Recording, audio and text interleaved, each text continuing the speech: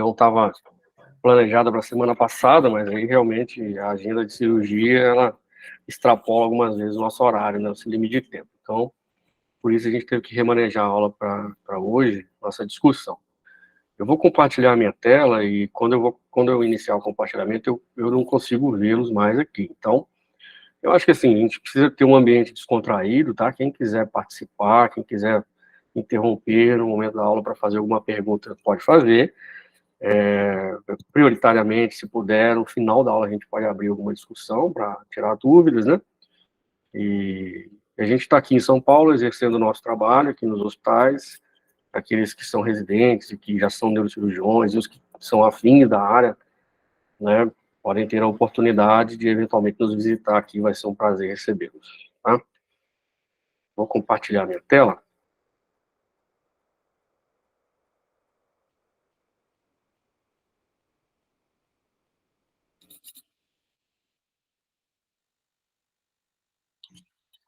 Está conseguindo ver minha tela? Perfeitamente. Pode colocar o slide aí. Ok. Aqui iniciou a apresentação, né? Tá bem visível? Bem visível. Mostra o seu cursor aí para a gente ver se está. Ok? Perfeito. Então, pessoal, hoje a nossa ideia é fazer aqui uma revisão, né, de como o neurocirurgião vai encarar o tratamento do aneurisma cerebral. Especificamente hoje, a gente já teve nas aulas anteriores aí os aneurismas paraclinoideus com o Dr. Hugo, né, a quem eu tenho a honra de poder trabalhar junto com ele, o professor Sérgio, falou dos aneurismas da artéria cerebral anterior, distal, as peculiaridades desses aneurismas, né, e nós teremos ainda outros encontros no futuro aí, para os aneurismas da circulação posterior, e o professor Feres deve falar no final aí sobre as malformações arteriovenosas, né. Bom, primeiramente, agradecer pelo convite e poder falar para vocês, e sobretudo aí para o pessoal da residência do Serviço de Neurocirurgia de Itaperuna, onde tive a honra de me formar, né, como neurocirurgião. Então, eu quero aqui começar a nossa discussão falando dos aneurismas de comunicante posterior, trazer alguns princípios fundamentais, porque não dá para a gente falar de tudo, né, nós não vamos exaurir o tema aqui. Então, o aneurisma de comunicante posterior, ele merece uma aula exclusiva. O aneurisma de cerebral médio abre discussão para um dia todo de congresso, né? Então, assim, obviamente que nós não queremos exaurir, não é a nossa pretensão isso, exaurir o tema aqui, em termos de informações, mas os pontos fundamentais para que dê condições de a gente entender como tratar da melhor forma possível os aneurismas dessas localizações, e qual é a tendência de inovação para o momento, o que a gente pode fazer de melhor para o nosso paciente em termos de tratamento desses aneurismas, dessas localizações. Então, para isso, a gente precisa revisar alguns pontos fundamentais. E eu quero começar mostrando para vocês que existem alguns preceitos anatômicos que o professor Houghton já definiu no livro dele. E esses preceitos anatômicos, eles estão relacionados com a situação prática do dia a dia, princípios que se relacionam com a física da hemodinâmica, né, e com a estrutura anatômica dos vasos. Então, por exemplo, hoje a gente sabe, e o Houghton descreveu isso, que os aneurismas cerebrais, normalmente eles acontecem em região onde saem ramos arteriais, né, alguns troncos arteriais, em regiões de curva das artérias, né, em regiões onde a direção do fluxo é uma direção direcionada para alguma bifurcação, ali é uma região de estresse hemodinâmico que pode facilitar o aneurisma, o surgimento do aneurisma cerebral, né, e regiões onde tem artérias perfurantes, né, os aneurismas normalmente estão relacionados com essas regiões. Então, esses preceitos, já começamos aqui no primeiro slide, lembrando desses preceitos. Eles são muito importantes, eles vão nortear até a nível de escolha de técnica operatória, da melhor forma, da melhor técnica empregada para cada padrão de aneurisma, a forma como eles vão se apresentar, e a gente precisa lembrar desses preceitos aqui na hora que a gente for fazer a personalização da indicação do tratamento para cada paciente, tá? Então, assim, só com essa figura a gente consegue perceber os preceitos anatômicos do Houghton, né?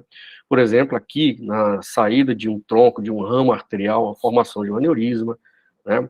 Aqui em regiões de curva dessa artéria aqui, é uma região de estresse hemodinâmico na parede contralateral, isso facilita a formação, a gênese do aneurisma, né? A direção do fluxo, né? O pico máximo sistólico desse fluxo para uma determinada região da parede arterial pode precipitar a formação de aneurisma cerebral e, invariavelmente, os aneurismas estarão relacionados, algumas vezes, com ramos perfurantes, que chamam muito a nossa atenção, porque eles são pequenos, mas na maioria das vezes eles estão relacionados com áreas bastante eloquentes do cérebro, e isso tem a sua importância prioritária na indicação de um tratamento e na técnica operatória, né? Vocês veem aqui que, então, no primeiro momento, nós estamos falando de como que o aneurisma pode surgir, né? Então, os aneurismas cerebrais, só para lembrar daquela aula que a gente falou de os inícios, os fundamentos da hemorragia subaracnoide, existem fatores de risco para o surgimento dos aneurismas cerebrais e existem fatores de risco para a ruptura dos aneurismas cerebrais, que não necessariamente são os mesmos fatores, né? E ao longo da nossa discussão, a gente vai lembrar de algum deles aqui, ok? Então, por exemplo, para risco de ruptura, a gente sabe que a distância do domus em relação ao seu colo, isso tem uma relação, quanto mais estreito o colo, maior o pico de fluxo para dentro do saco aneurismático, isso pode precipitar, facilita a ruptura, né? O size ratio, que é a altura do aneurisma com a altura do vaso, ou o diâmetro do vaso, essa relação, ela também é importante para a ruptura do aneurisma cerebral. A gente sabe até que por uma questão intuitiva de hidrodinâmica, né?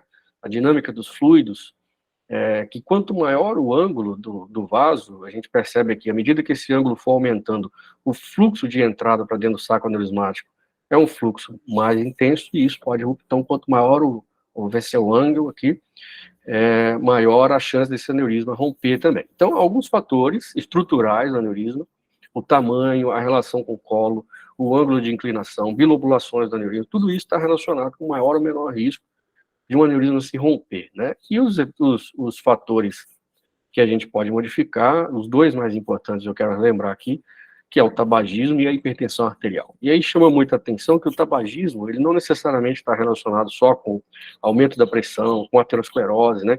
Mas o processo inflamatório que a substância química produz na parede arterial. Isso sim chama muita atenção. A gente vê que em muitos casos de aneurismas cerebrais, eles se rompem quando o paciente está até dormindo, né, que denota ali uma situação que, em tese, o padrão hemodinâmico deveria ser mais estável, sem muito aumento pressórico, né? Então, eu preciso citar aqui para vocês, para começar a nossa discussão, que nós estamos falando aqui de aneurisma cerebral, né? Esse paciente, em tese, na maioria dos casos, ele vai chegar com um aneurisma incidental, como, né, uma situação que o levou a uma propedêutica que acabou encontrando o aneurisma incidentalmente. E aí, em tese, esse paciente não está doente, né? Esse paciente, ele chega rígido, mas com achado de exame denotando ali um aneurisma cerebral. E o que a gente vai fazer com esse paciente? Uma cirurgia cerebral, em tese, uma cirurgia preventiva. Então, nós temos que ter muita certeza da melhor escolha de indicação de tratamento para esse paciente, que é totalmente diferente daquele paciente que rompeu o aneurisma, que tem a hemorragia subaracnoide, que aí não há a menor dúvida. Esse paciente adoeceu do aneurisma cerebral, e esse paciente tem que, na maioria das vezes, receber o tratamento de emergência, né?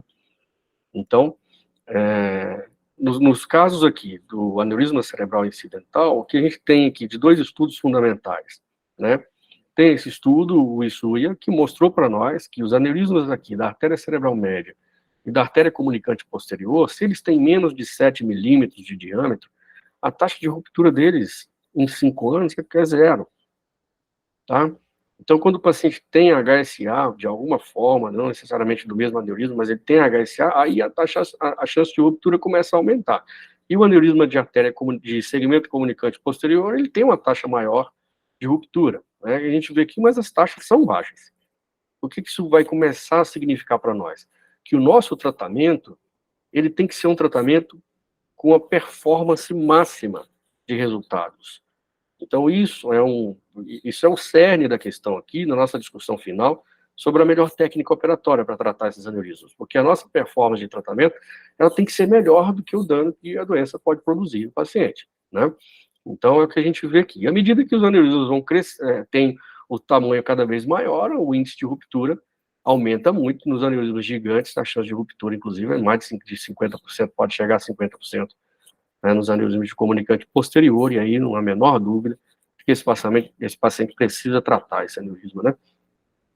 Esse é um outro trabalho seminal muito importante, né, que é o Lucas, que mostrou para nós, por exemplo, aqui, nos aneurismas da artéria cerebral média, né, que aí sim, aqui no Lucas foi observada uma taxa de ruptura maior do que no Isuia, né, denotando que os aneurismas de 7 milímetros, ele já começam a ter uma taxa de ruptura, e os aneurismas acima de 1 centímetro, aí sim, a taxa de ruptura deles é significativamente maior, tá? Então, só relembrando esses dados, para a gente ter uma noção de que indicar o tratamento para um aneurisma cerebral, ele tem que ser fundamentado, né, nesses princípios aqui. Eu gostaria de indicar para vocês essa plataforma, que é o IASCORE, que leva em consideração os dados do ISUIA, do UCAS, do IATS, do FACE, do SCORE-FACE, que a gente utiliza muito aqui no ambulatório do Brigadeiro para fazer a estratificação de risco desses pacientes. Só para a gente fazer um treinamento rápido aqui e mostrar para vocês como isso funciona, né? Tem o link aqui, eu não sei se vai funcionar.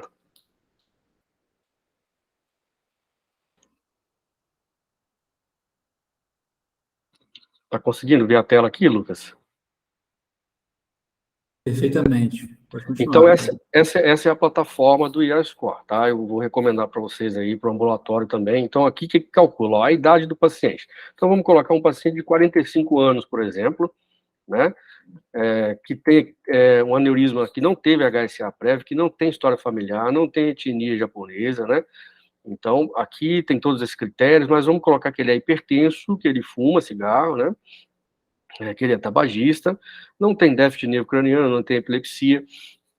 Esse aqui é um outro dado importante, ó, redução de qualidade de vida, né? Se esse paciente tem preocupação com esse aneurisma a ponto de isso impactar na sua qualidade de vida, se os aneurismas são múltiplos, né?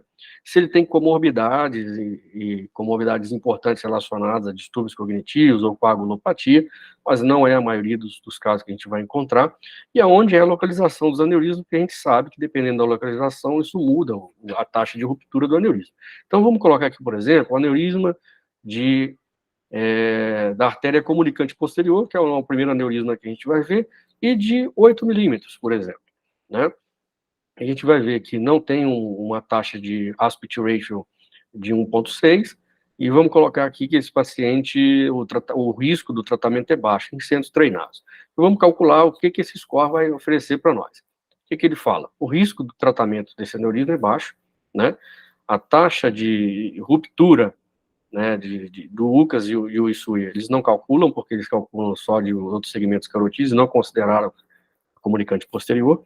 Mas, por exemplo, o IATS tem 12 pontos a favor do tratamento, 7 pontos para o manejo conservador. Então, você já começa a ter aqui o FACE score, a gente sabe que a partir de 3, né, o risco desse paciente adoecer desse aneurisma é grande. Então, esse paciente tem um FACE score de 8. A taxa de estimativa de ruptura em 5 anos é de 3,2%, tá? Mas só para a gente fazer um teste, se a gente aumentar, por exemplo, o tamanho desse aneurisma aqui, para colocar 12 milímetros de aneurisma, né?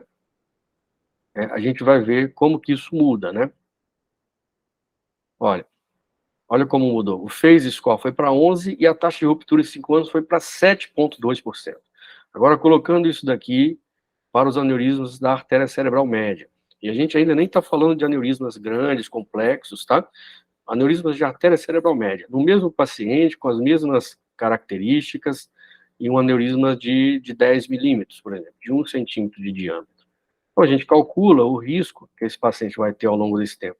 Aí, aqui sim, ó, o ISUIA calculou a estimativa de 2,6% de sangramento de ruptura em 5 anos, o UCAS de 4,11%, né? E o IATS recomenda o tratamento com 10 pontos a favor e 6 pontos para o manejo conservador. O phase score de 9, tendo uma taxa de sangramento em 5 anos geral, com todos esses estudos aqui, de 4,3%. Então, essa é uma plataforma muito interessante que eu queria mostrar para vocês, só para entenderem, porque ela faz um compilado de todos esses estudos que a gente mostrou, que são os mais importantes para a gente estimar o risco que esse paciente tem, porque, afinal de contas, se é um aneurisma incidental, esse paciente, ele ainda não adoeceu desse aneurisma, e a gente vai propor uma intervenção nesse paciente. Ok. Dita essa introdução rápida sobre os aneurismas, o nosso foco hoje vai ser falar dos aneurismas do segmento comunicante posterior. Então, eu preciso lembrar aqui alguns fundamentos anatômicos que vão nortear a escolha do tratamento, a performance do tratamento microcirúrgico, e aí esses fundamentos precisam ser lembrados, né? Essa figura, ela esclarece para nós que, assim, as estimativas, elas são variáveis, mas elas estão dentro de um espectro ali que se assemelham muito umas das outras. A estimativa global é que os aneurismas da artéria comunicante anterior, eles são a maioria da circulação anterior, carotídea, né? Enquanto que depois vem os aneurismas da cerebral média e depois do segmento comunicante posterior com 20% dos aneurismas, né? E aqui da circulação posterior. Então, a importância da gente falar dos aneurismas da artéria comunicante posterior, do segmento comunicante posterior e da cerebral média é que, em conjunto, eles vão formar a maioria dos aneurismas cerebrais, né? Então, a gente vai falar aqui de uma patologia que é extremamente relevante para o neurocirurgião e numa prevalência muito alta dentro desse escopo dos aneurismas cerebrais. Então, relembrar aqui pela classificação de Botelier para vocês, que nós vamos falar aqui desses segmentos. Relembrando aqui que a partir do anel dural distal, né, que engloba aqui depois, seguindo distalmente na carótida, o surgimento da artéria oftálmica, até a artéria comunicante posterior, nós temos o segmento oftálmico, né? Da artéria comunicante posterior até a artéria coroideia, a gente tem o segmento comunicante posterior, tá? Que é alvo da maioria dos aneurismas cerebrais relacionados à artéria carótida, né? E o seu segmento comunicante posterior. Observem aqui que, como a gente falou naqueles princípios de rótulo, a maioria das vezes o aneurisma ele não é da artéria, ele não é verdadeiramente da artéria comunicante posterior. Ele é do segmento carotídeo que contém a artéria comunicante posterior, né? Então, o termo mais correto é aneurisma do segmento comunicante, tá? E da artéria coroideia até a bifurcação da carótida, dando seus ramos terminais, a cerebral anterior e a cerebral média, nós temos o segmento coroideu, a carótida, tá? Então, as relações do segmento comunicante posterior que a gente precisa lembrar quando a gente quiser se aventurar aí no tratamento dos aneurismas desse segmento. Primeiro, que a gente vai lembrar que a artéria comunicante posterior, ela segue um trajeto na superfície posterior e inferior da carótida, ela sai medialmente para a cisterna de Lilliquist, a membrana de Lilliquist, né, e chega na artéria cerebral posterior, marcando aqui, no exemplo um pouco mais detalhado, os segmentos da artéria cerebral posterior, o segmento P1 e o segmento P2. Então, a artéria comunicante posterior marca a divisão desses segmentos. Tá? Essa é a primeira lembrança do reparo das relações da artéria comunicante posterior. Ela está sempre abaixo do trato óptico, né? E a gente vê que entre a artéria cerebral posterior e a artéria cerebelosa superior passa o terceiro nervo craniano, tá? Então, as primeiras relações anatômicas que a gente já começa a relembrar. E um ponto muito importante é que nos 2/3 anteriores da artéria comunicante posterior, tem ali o aparecimento de cerca, em média, de 7,8 a 8 ramos de artérias perfurantes, que são as artérias tálamo-perfurantes. A pré-mamilar é a mais importante delas.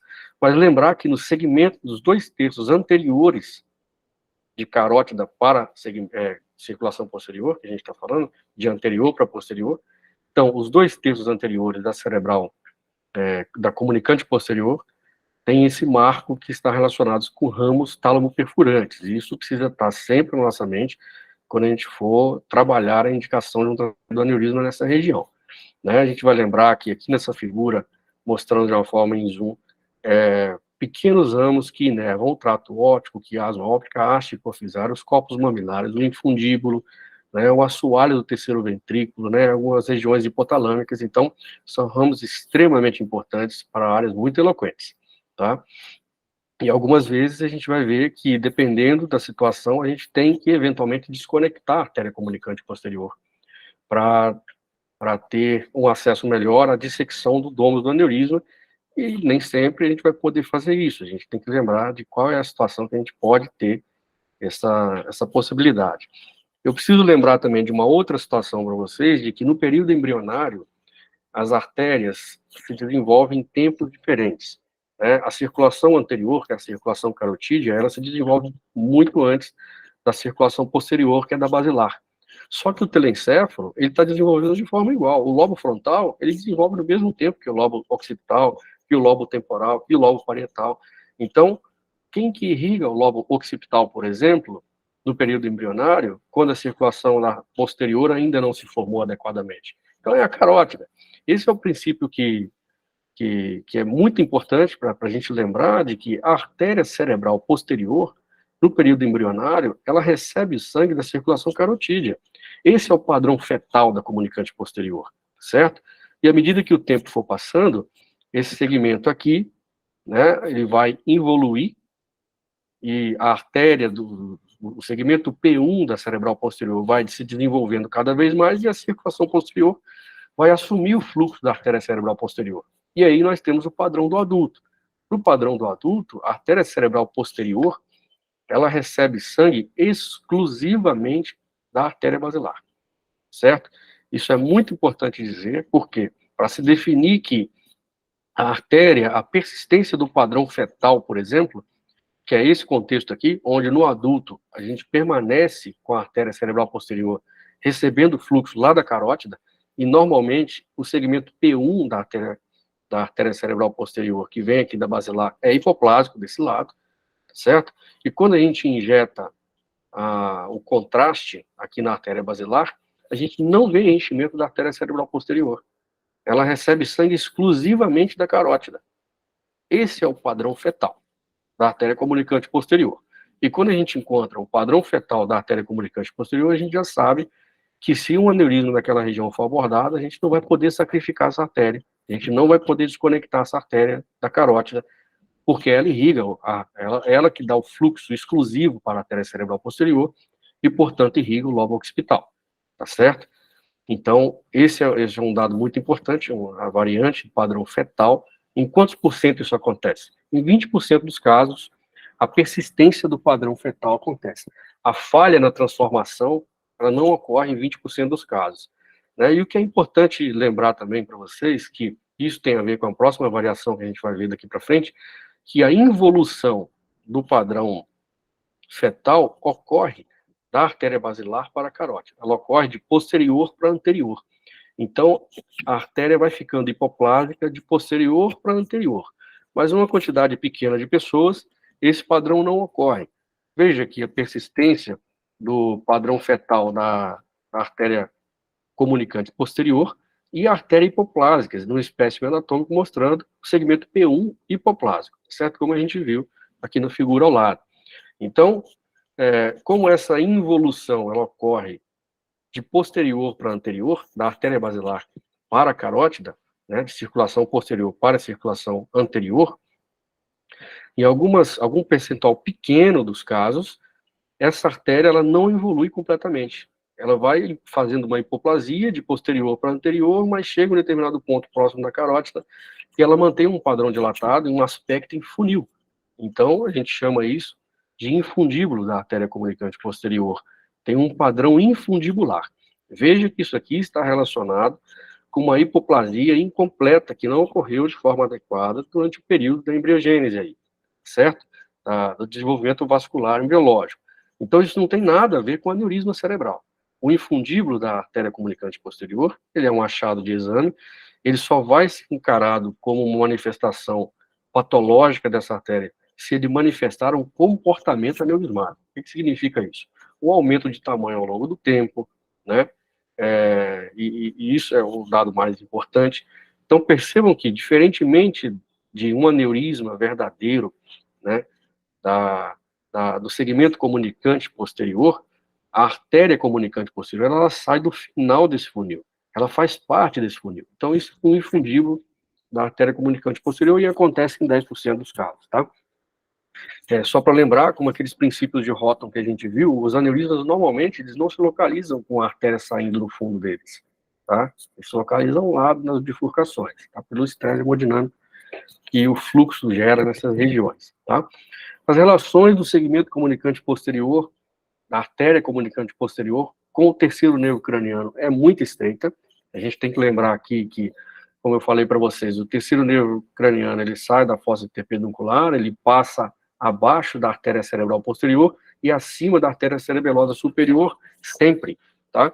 Então, ele sempre passa entre essas duas artérias, segue, tem um segmento anterior para penetrar lá no triângulo do óculo motor, o triângulo do seu nome, no teto do seio cavernoso. Mas quando ele faz esse trajeto, ele passa muito próximo aqui da artéria comunicante posterior. E os aneurismas dessa região, fica claro agora perceber que se um aneurisma cresce nessa região, ele pode impactar o funcionamento do terceiro nervo por um processo compressivo, uma isquemia nessa região, e isso vai gerar um sinal clínico que a gente vai considerar para esses pacientes, por exemplo, a pitose palpebral, a midrise, né, relacionada com a paralisação da função simpática desse nervo, parasimpática desse nervo. Lembra que a simpática vem lá do plexo simpático carotídeo, né? E o olhar para baixo e para fora, né? Porque aí predomina aí o funcionamento dos outros nervos, da musculatura ocular extrínseca, o troclear e o abducente, né? Eu só gostaria de lembrar a vocês aqui também que quando o paciente tem uma anisocoria relacionada ao crescimento do aneurisma de comunicante posterior que tocou o terceiro nervo intracraniano, o terceiro nervo, o óculo motor, isso não significa necessariamente o déficit neurológico focal e isso não muda a escala de Hunt-Hess, tá? Então, em tese, por exemplo, aqui, ó, déficit neurológico focal médio, seria o grau 3, né? A gente vai continuar graduando como grau 2, tá? Só para lembrar desse detalhe. Então, visto isso, dito esses princípios anatômicos mais importantes, as relações da artéria cerebral, da artéria comunicante posterior, com as estruturas adjacentes, as suas variações, agora a gente vai escolher uma forma de tratar esse paciente.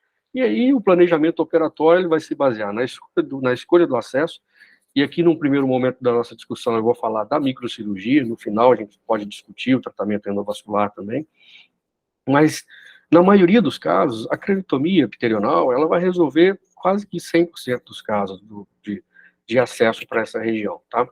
Então, mas a gente consegue personalizar cada vez mais hoje, com mais conhecimento da microcirurgia e da anatomia, dos princípios que nós revisamos aqui, a gente vai conseguir personalizar ainda mais o acesso para esse paciente, deixando uma deformidade menor, muitas vezes com um defeito estético insignificante, tá certo? Então, só para terem uma ideia, a craniotomia epitelional clássica, normalmente a incisão da pele, a gente começa 1 centímetro anterior ao tragus e vai até a linha média, né? É uma incisão grande, né? Esse paciente, na maioria das vezes, ele vai usar um dreno no pós-operatório, pelo tamanho da incisão e a dissecção dos planos mais profundos aqui. Mas, por exemplo, em muitos casos, a gente consegue fazer com uma metade desse tamanho, uma incisão. A craniotomia mini epitelional, ela é mais anterior, ela é centralizada aqui na linha temporal superior, tá certo? E basicamente a gente só vai ver o iniciozinho do giro temporal superior na craniotomia, tá? Porque nos interessa muito o acesso subfrontal e a via transsilviana dessa região, que a gente consegue muito bem com a craniotomia mini epitelional. Eu vou mostrar alguns exemplos para vocês. E também é muito, em alguns casos, a gente consegue cada vez mais frequente aqui no Brigadeiro, a gente tem usado o eyebrow, o acesso supraciliar, né? Que a gente faz uma incisão na sobrancelha do paciente ou acima, logo acima da borda da sobrancelha, e algumas vezes a gente usa até uma marca de expressão com sutura intradérmica, que o defeito estético fica bastante razoável, com um grau de aceitação muito bom, praticamente imperceptível, tá? Em todos esses casos aqui que a gente utilizar, nós vamos ter um bom acesso a essa região do polígono de Willis. Então, tanto a craniotomia epitelional clássica como a mini epitelional, mas vejam nessa figura no centro aqui, o tamanho da craniotomia epitelional clássica aqui em cima, e a sua incisão, como a gente viu, e o tamanho da mini epitelional. Eu vou mostrar para vocês em cirurgia que, do ponto de vista microcirúrgico, a mini epitelional dá praticamente a mesma visão para o cirurgião, com conforto para operar. Então, cada vez mais a gente tem feito aqui a craniotomia mini epitelional para o tratamento desses aneurismas com uma taxa de sucesso muito grande e com menor morbidade para esse paciente, tá? Então, para a gente partir para tratar os aneurismas desse segmento, a gente relembrou dos princípios anatômicos mais importantes das suas relações com nervos, das suas relações com artérias tálamo-perfurantes, e agora a gente vai ver que, partir para a dissecção do colo do aneurisma, nós vamos encontrar ali duas artérias que têm muita relação com o aneurisma cerebral. Primeiro, a própria artéria comunicante posterior e a artéria coroideia. E, na maioria das vezes, é o primeiro ramo que a gente vê, porque a nossa dissecção começa de lateral para medial, na maioria dos casos. Então, a coroideia anterior, normalmente, é a artéria que a gente encontra primeiro. E a artéria comunicante posterior, normalmente, ela fica atrás do aneurisma, na maioria dos casos. Tá? Mas é muito importante que a gente, quando for aplicar o clipe nesse paciente, essas duas artérias elas estejam visíveis no campo operatório, porque elas precisam ser trabalhadas e preservadas, né, visto a importância da artéria coroideia anterior, que os senhores sabem muito bem, certo? Então, o planejamento operatório vai seguir esses 5 princípios que estão listados aqui, a dissecção da aracnoide e as cisternas aracnoideia, né, a drenagem de líquor para um bom relaxamento cerebral, isso evita a retração do parênquima de forma exagerada, né, o controle vascular proximal e distal da artéria que está portando esse aneurisma, tá certo? No caso da comunicante posterior aqui, então, a artéria carótida, a artéria comunicante posterior e a coroideia, esses vasos eles precisam estar dissecados, visíveis, com perfeição, antes da clipagem do aneurisma, para se ter segurança. Só então, quando a gente tem o controle proximal, que você vai partir para a dissecção do domo do aneurisma, do colo do aneurisma especificamente. E aí a clipagem do aneurisma, na maioria das vezes, um clipe reto de 7 milímetros vai ser suficiente para a maioria dos casos, tá? E aí existem muitas formas, vários clipes que podem ser aplicados, baseado em cada caso, que a gente vai ver daqui para frente também essas variações. E no final de tudo, quando a gente terminar a nossa microcirurgia, algum método de checagem de fluxo a gente gosta de fazer para ter mais segurança, e aí a gente usa cada vez mais aqui a indocianina verde ou a fluoresceína, né, e no serviço público muito mais a fluoresceína, mas que dá uma boa condição de checagem desses vasos no intraoperatório.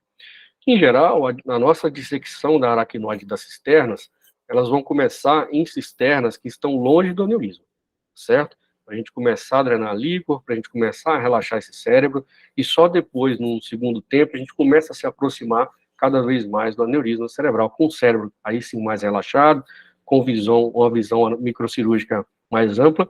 Então, normalmente a gente começa lá no nervo, no segundo nervo craniano, nervo óptico, e no segmento supraclinoideu da carótida bem proximalmente, já começa a abrir a cisterna interóptica aqui, e drenar líquor. Então, na maioria dos casos, a gente começa assim. Depois, no segundo momento, a gente vai de trás para frente, a gente começa a abrir a fissura silviana para começar a ter mais relaxamento do lobo frontal, e aí sim ampliar a visão, a entrada de luz e magnificar cada vez mais a nossa visão com o microscópio. E só então, quando a gente já tiver o controle proximal adequado, ou seja, se houver uma intercorrência de ruptura de aneurisma durante a cirurgia, eu preciso ter o vaso portador desse aneurisma na minha mão. Muitas vezes, aqui no Brigadeiro, a gente tem o hábito de deixar um clipe temporário preso na borda dural, que se algum evento adverso acontecer, o clipe está muito próximo, o cirurgião pode rapidamente pegar esse clipe e fazer uma clipagem temporária do vaso portador desse aneurisma para ter o controle vascular adequado e tratar o aneurisma sem maiores intercorrências. Então, uma vez feito todo esse trabalho microcirúrgico, a visão que a gente quer ter é essa daqui. Eu vou ver a saída da artéria comunicante posterior, eu vou ver a artéria coroideia anterior, tenho acesso ao colo do aneurisma, vejo a borda livre do tentório, abaixo aqui passando, muitas vezes a gente vai identificar o terceiro nervo craniano, então eu posso agora partir para a aplicação de um clipe definitivo aqui nesse aneurisma, produzir a exclusão desse aneurisma da circulação. Só para finalizar, em relação à artéria comunicante posterior, para a gente partir para a cirurgia, eu preciso lembrar desse princípio anatômico aqui também, agora sim relacionado ao aneurisma em si, né? O aneurisma da artéria comunicante posterior, ele vai se manifestar de 3 aspectos em relação à borda livre do tentório. Percebam aqui a artéria carótida, a artéria comunicante posterior, a borda livre do tentório. O aneurisma pode estar acima do tentório, pode estar no meio do tentório, produzindo esse aspecto bilobulado, e ele pode estar abaixo do tentório. Isso tem várias implicações. Por exemplo, o aneurisma que está acima do tentório, quando ele rompe, ele dá mais hemorragia intracerebral para o lobo temporal, que está logo acima aqui. O aneurisma que está com a sua superfície, com o seu domus, né, pressionando a borda livre do tentório, produzindo esse aspecto bilobulado, normalmente é um aneurisma que está aderido ao tentório, e algumas vezes vai requerer que nós façamos primeiro a clipagem do colo, para depois dissecar esse aneurisma. Muitas vezes a gente vai ter que abrir o tentório, fazer uma borda cortante no tentório aqui para desacoplar, o dômus desse aneurisma, e algumas vezes a gente não vai mexer nesse dômus aqui, a gente vai clipar e desconectar o dômus, deixar ele preso aí. Os aneurismas que são inferiores à borda livre do tentório, esses podem ter mais contato com o terceiro nervo craniano, que passa logo aqui embaixo, que é o que a gente está vendo aqui no lado, nessa figura, né? Esses é o que produzem maior relação com o terceiro nervo craniano. Algumas vezes, eles estarão aderidos ao terceiro nervo craniano, e a recomendação aqui é que a gente não fique manipulando, é um nervo muito sensível, né? E muitas vezes não vale a pena querer dissecar o dômus aneurismático completamente para ter o aneurisma completamente desinserido das suas aderências e aí sim partir para a clipagem. Nesse caso, não. Muitas vezes a gente vai querer clipar o colo do aneurisma, desconectar o dômus do aneurisma e deixar um fragmento desse aneurisma aderido ao terceiro nervo craniano, que em tese agora ele já não vai mais crescer, ele não vai mais produzir efeito de massa, e a gente vai evitar a manipulação desse nervo, certo?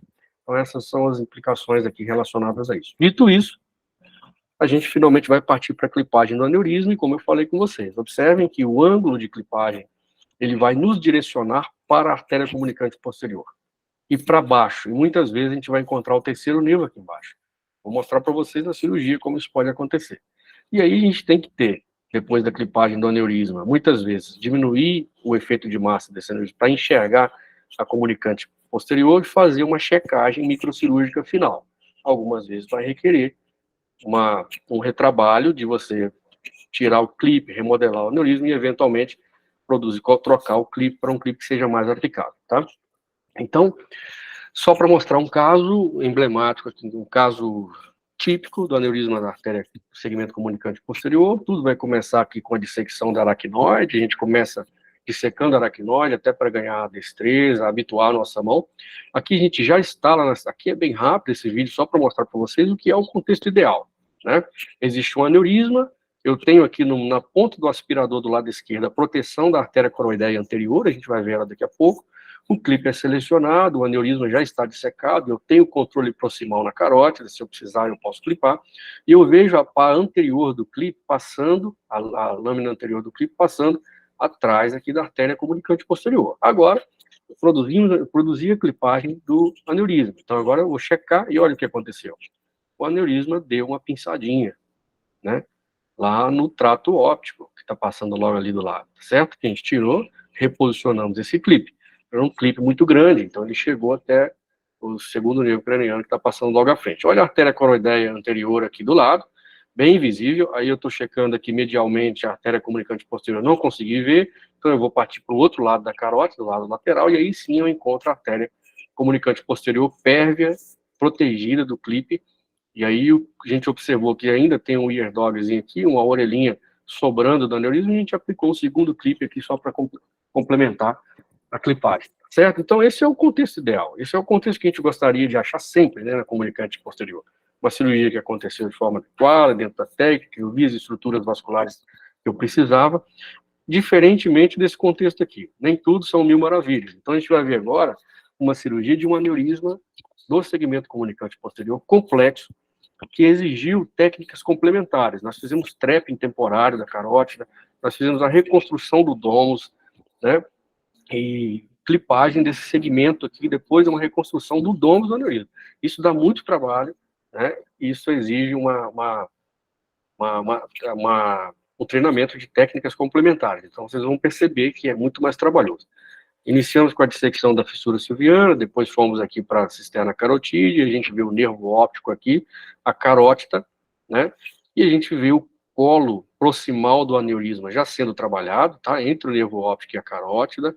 O colo proximal, então, a gente tem que ser obstinado por isso aqui, porque quando você tem um colo proximal adequado, qualquer intercorrência de ruptura, você está apto aqui a aproximar um clipe e interromper o sangramento para te dar condições de trabalhar. E aqui o que é interessante, ó, um dos princípios que nós vimos, olha a artéria comunicante posterior, como ela é fininha, diferente daquela outra que a gente viu no vídeo anterior, usamos perfurante. Como é que eu sei que essa artéria é comunicante posterior? Primeiro, pelo exame que a gente já viu lá no pré-operatório. Segundo, que ela segue um trajeto medial inferior, né? Diferentemente da artéria coroideia anterior, que ela é mais lateral, o segmento sai mais lateralmente. Então, a gente viu aqui que a artéria comunicante posterior já foi identificada. Então, o que a gente vai fazer nesse caso? Nós vamos fazer o trapping desse segmento carotídeo. Esse é um aneurisma muito grande, a gente vê a parede dele aqui com placas de ateromatose, muitas vezes essas paredes estarão calcificadas, e a gente fez o trapping desse aneurisma, perfuramos esse aneurisma para ver se esse trap estava satisfatório, e olha o que ocorreu. O aneurisma continua enchendo, por algum motivo, tem algum fluxo arterial para dentro desse aneurisma. Então a gente entendeu que esse contexto aqui era aquela artéria comunicante posterior, que estava vindo fluxo anterógrado para dentro do aneurisma, porque a carótida está fechada, está em trapping aqui, né, proximal e distal, então esse saco aneurismático estava recebendo fluxo pela comunicante posterior, e a gente viu que ela não era um padrão fetal, ela poderia ser seccionada, então a gente interrompeu a artéria comunicante posterior, nesse caso especificamente, porque exige aqui técnicas complementares. E aí sim o aneurisma ficou um pouco mais estável. E aí nós partimos agora para a tentativa de uma clipagem primária do colo desse aneurisma. Então pegamos um clipe, né, em baioneta, um clipe que foi desenvolvido para aneurisma paraclinoideu, e aí produzimos a clipagem do colo desse aneurisma. Tá? Agora a gente vai tirar o trapping da carótida, né, para ver se esse aneurisma não vai encher, tá certo?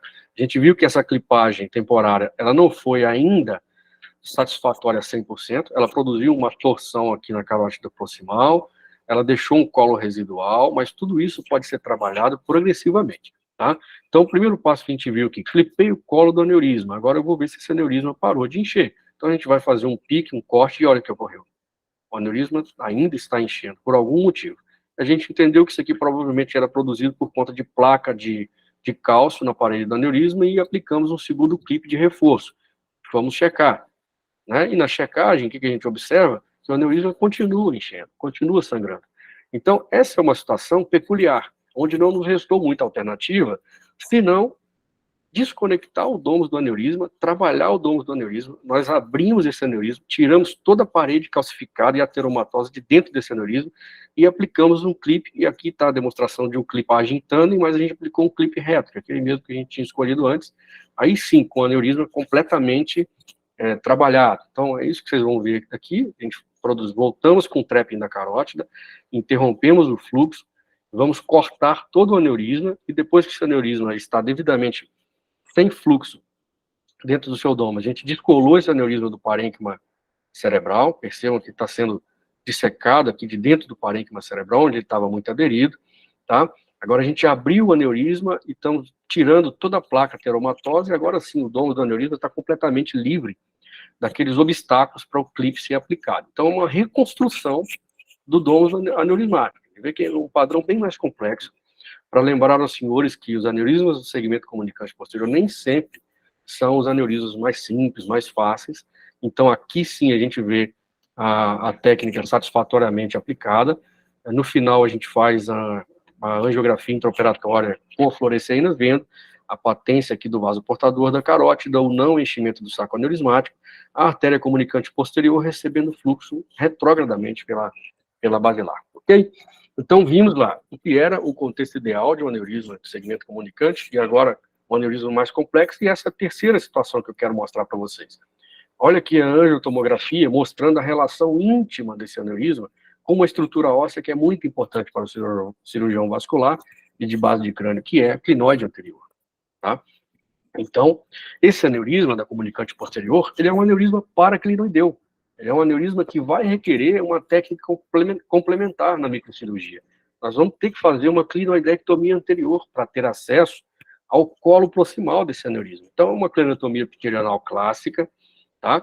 Onde a gente vai diretamente lá na cisterna carotídea para drenar líquor, produzir um relaxamento cerebral adequado. A gente vê o nervo óptico aqui, e o aneurisma já praticamente englobando toda a visão, que a gente nem vê a carótida, não vimos o colo proximal, não vimos nada, certo? Então nós vamos ter que trabalhar esse aspecto aqui. Então, o primeiro passo, drenagem de líquor abundante para a gente relaxar bem esse cérebro, tá? A gente começa a ver aqui o aneurisma, tá? Fazendo a projeção do nervo óptico contra o teto do canal óptico ali, e o quiasma óptico. Então, esse paciente ele já até tinha um déficit visual prévio, tá, na cirurgia. Agora a gente vai começar o primeiro step da clinoidectomia anterior, que é a coagulação dessa parte dural em cima do teto do canal óptico, tá?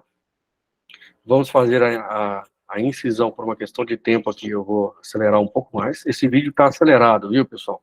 Então, assim, a cirurgia é um pouco mais lenta do que isso aqui, mas eu acelerei para a gente conseguir falar dentro do tempo que a gente precisa, tá? O descolamento desse fragmento de dura-mater, para a gente ter o teto do canal óptico de forma completamente esqueletizada, e agora a gente vai para a próxima etapa da clinoidectomia, que é a drilagem, isso é uma broca de 2 milímetros diamantada, tá? Com um DIL de alta rotação. A gente drila no primeiro momento um segmento medial da clinoide e vamos para a lateral, e vamos nas suas 3 inserções, como a gente já tinha comentado em aulas anteriores, a clinoidectomia anterior. Perfeito? Então, a clinoide já foi retirada e agora a gente vai para a próxima step, que é a abertura do anel dural distal. Tá? Quando eu libero o anel dural distal, agora sim eu tenho condições de manipular o nervo óptico com mais tranquilidade, tá? E agora vocês percebem que eu estou começando a me aproximar do polo proximal. E agora eu tenho, então, um controle proximal intracraniano desse aneurisma.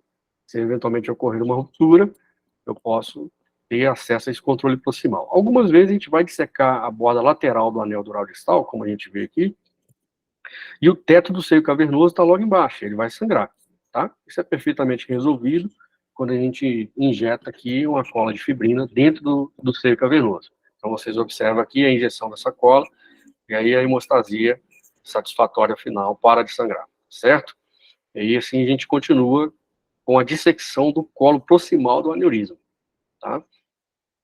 Veja que abaixo do nervo óptico a gente já está indo para o segmento mais medial da carótida, depois vamos para o segmento mais, para a superfície mais lateral da carótida, e agora sim a gente tem todo o contexto desse aneurisma na mão, controle proximal, controle distal, e agora a gente parte para a aplicação de um clipe. Isso é um clipe fenestrado em 45 graus, 90 graus, certo? Que a gente vai fazer a clipagem com reconstrução aqui, deixando a artéria carótida dentro da fenestra desse clipe, tá? Então, vou só adiantar, a clipagem foi feita, aparentemente bem realizada. Quando a gente foi checar, depois da clipagem, a gente percebeu que faltou um resíduo de aneurisma lá na frente. Então, a gente teve a opção de progredir um pouco mais esse clipe, e eventualmente a gente colocou um segundo clipe aqui, mais anterior, quando a gente viu que esse aneurisma faltou um segmento pequeno dele, para ser contemplado lá pela pazinha do clipe. Então a gente seria um segundo clipe, mais anterior, mais próximo até da curvatura anterior da carótida, tá? E aí encerramos o procedimento e fizemos a angiografia intraoperatória para controle final do aneurisma, vendo aqui a artéria carótida preenchendo com fluxo interno preservado, tá? Então, esses são os princípios fundamentais. Eu mostrei para vocês aqui em relação ao aneurisma da comunicante posterior. O aneurisma que é o ideal, que é aquele que todo neurocirurgião e o residente quer encontrar, que é aquele aneurisma que eu consigo ver perfeitamente as estruturas, as relações, mas nem sempre o mundo se apresenta dessa forma para a gente. Às vezes a gente vai ver o aneurisma que vai requerer que o neurocirurgião seja habilitado para desenvolver essas estratégias aí, e quando isso é verdade, você consegue produzir uma eficiência, uma técnica bastante eficiente. Muito bem. Lucas, como a gente começou atrasado aí 10 minutinhos, vou te pedir uma paciênciazinha, porque ainda tem uma parte da aula. Tá? Excelente, fica à vontade. Todo mundo. Ok, então falamos da artéria comunicante posterior. Eu espero ter relembrado alguns conceitos mais importantes para vocês e demonstrar aqui na prática como é que a gente lida com esses aneurismos, desde os mais básicos até aqueles que requerem, né, técnicas complementares e são mais complexos, mas com boa efetividade no tratamento microcirúrgico, tá? Falando dos aneurismos da artéria cerebral média, agora eu vou passar os princípios que a gente revisou. Anatomia microcirúrgica é o que a gente precisa relembrar fundamentalmente, lembrar que a artéria cerebral média é um ramo terminal da carótida. Então aqui, o número 5, a carótida, e o primeiro segmento da artéria cerebral média, que a gente chama de M1, pela sua proximidade com a asa maior do esfenoide, a gente também vai chamar de segmento esfenoidal, certo? A gente vê que quando essa artéria muda de direção, esse é o critério que nós utilizamos para diferenciar, para passar do segmento M1 para o segmento M2. Então a gente vê aqui que logo na frente de uma estrutura anatômica da ínsula aqui, tá, que é o límen da ínsula, essa artéria muda de direção, de medial para lateral, para anterior para posterior. Então esse é o segmento M1 da artéria cerebral média, esse é o segmento M2 da artéria cerebral média, certo? Aqui uma visão agora de cima, onde a gente vê a carótida e a sua bifurcação, com seus ramos terminais, a artéria cerebral anterior e a artéria cerebral média, que faz a mudança de direção ao nível dessa estrutura, que é o límen da ínsula. Então, o límen da ínsula é um marco anatômico muito importante que a gente precisa lembrar para saber que, nesse ponto, a artéria cerebral média vai mudar de direção e aí marca o segmento, a transição do segmento M1 para o segmento M2 da cerebral média. Veja que até agora eu não falei nada de bifurcação da artéria cerebral média, não é a bifurcação que vai passar do segmento M1, que é o marco, é o limite da ínsula, certo? É a mudança de direção da artéria, que sempre se dará ao nível da valécula da ínsula aqui, certo?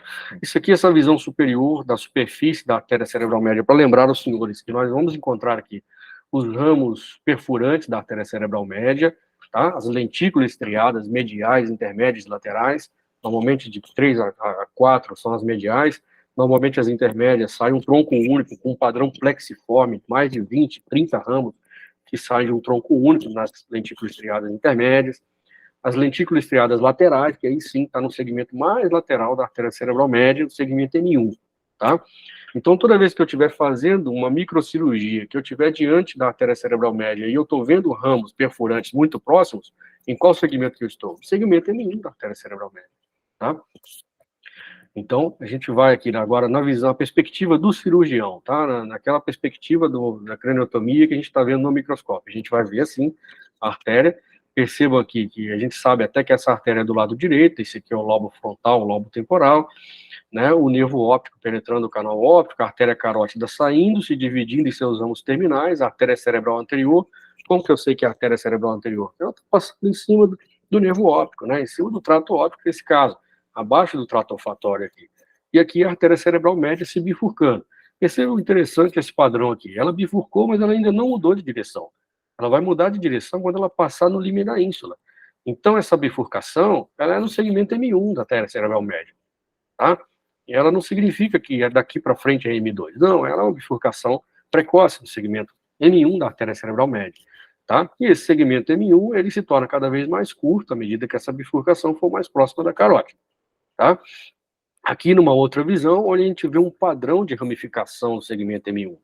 Veja que ela pode dar um ramo, né, um tronco superior, um tronco inferior, com vários padrões de ramificação, tá? Mas o marco anatômico que vai nos dizer a transição M1 M2 é no limite da ínsula. Perceba que aqui embaixo, então, onde ela mudou de direção, que estrutura parenquimatosa é essa? É o limite da ínsula. Essa é a valécula da ínsula, onde a artéria cerebral média muda de direção e entra aqui na fissura silviana e nos sulcos limitantes da ínsula. Ok? Então, sobre a artéria cerebral média, o seu segmento M1 especificamente, duas situações que eu preciso lembrar aos senhores. Ela pode se apresentar como duas artérias, né? Então, quando eu vou saber que a artéria M1 é duplicada, o segmento M1 é duplicado, ou ele é um M1 acessório, tá? Quando ele sair da artéria carótida, ele é um segmento M1 duplicado. E quando ele não vem da carótida, ele é uma artéria cerebral média acessória. Mas esse padrão é muito importante reconhecer, porque quando a gente vê isso daqui, lembrar que a artéria cerebral média acessória, ela também vai ter a sua área eloquência, a sua área de irrigação para a superfície superolateral. E uma ligadura inadvertida, uma lesão dessa artéria cerebral média acessória, pode gerar uma sequela, dependendo da área de irrigação dessa artéria. Ainda sobre o padrão de bifurcação, ele pode se apresentar com troncos iguais, o tronco superior e o tronco inferior são equivalentes, ou ele pode se apresentar com o tronco superior dominante, o tronco inferior dominante, que é o mais comum, 32% dos casos, pode se apresentar com trifurcação, com quadrifurcação, ou uma situação de várias bifurcações aqui da artéria cerebral média, né? Várias ramificações da artéria cerebral média, tá? Então, esse padrão de bifurcação são os mais reconhecidos. Então, aqui, nessa outra visão, no corte coronal desse espécime anatômico, a gente vê a carótida, sua bifurcação na cerebral anterior e o segmento M1, veja como a projeção dele é para baixo, e aí ele muda de direção no nível do limite da ínsula. Então, esse é o segmento M2 da artéria cerebral média, a gente chama também de segmento insular, justamente pela sua relação anatômica com a ínsula que está logo abaixo. E aí a gente passa, perceba que a mudança da coloração da artéria. Quando a gente muda de direção a nível dos sulcos limitantes da ínsula, a gente vai margear o opérculo insular, né, o opérculo frontal e o opérculo temporal. E esse segmento é o segmento, portanto, M3 da artéria cerebral média, que a gente também pode chamar de segmento opercular.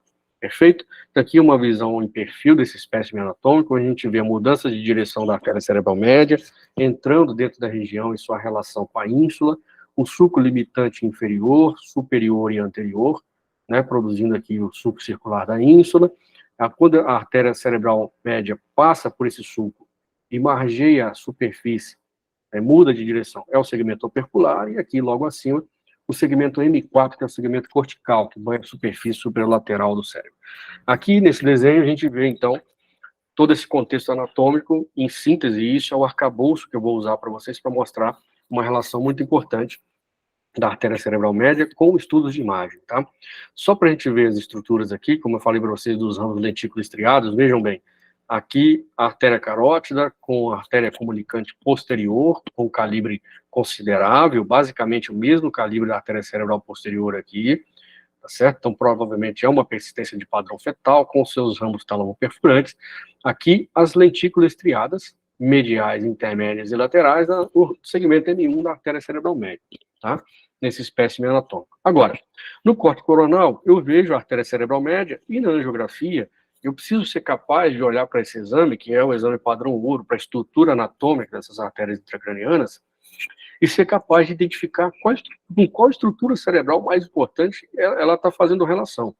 Então, quando eu percebo aqui, ó, que tem 3 joelhos dos ramos da artéria cerebral média, que vai se formar na mudança de direção. Então, esse primeiro joelho, né, tem esse segundo joelho que está lá dentro da fissura, na profundidade da fissura silviana, na ínsula, e esse terceiro joelho. Qual a importância disso?